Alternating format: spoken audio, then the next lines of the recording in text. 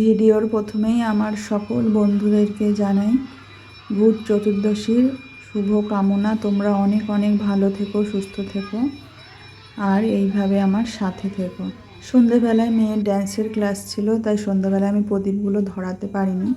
ড্যান্সের class থেকে এসে তারপরে ওই 8টা নাগাদ আমি প্রদীপগুলো ধরাই। আজকে চতুর্দশী, তোমরা সবাই জানো আজকের দিনে 14টা প্রদীপ ধরাতে হয়। এই সব নিয়মগুলো ছোটোবেলা থেকেই মাকে দেখে দেখে শিখেছি।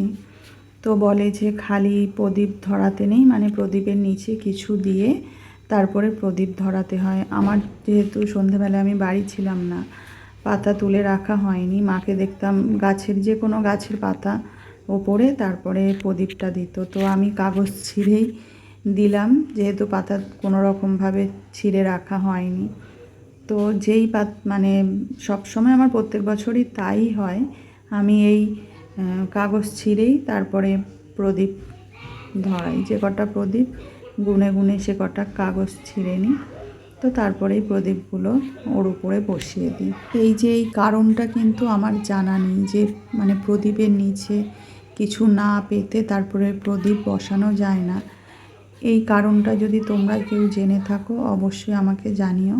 অর্ধেক জায়গায় আমার প্রদীপ বসানোর পরে মনে হলো যে একটা ছোট্ট করে ভিডিও করি, তাই হাজব্যান্ডকে একটু বললাম, ও আমাকে ভিডিওটা করে দিচ্ছে।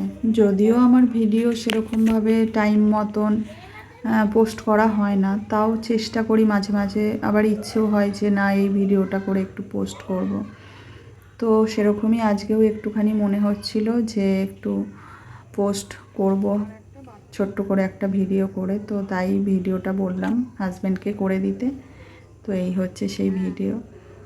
আর এই যে একটাই প্রদীপ আছে, এটা এবার বাথরুমে দেওয়া হবে, তাহলেই আমার সব কমপ্লিট। তাহলে ভিডিওটা এখানেই শেষ করছি। তোমরা খুব ভালো থেকো।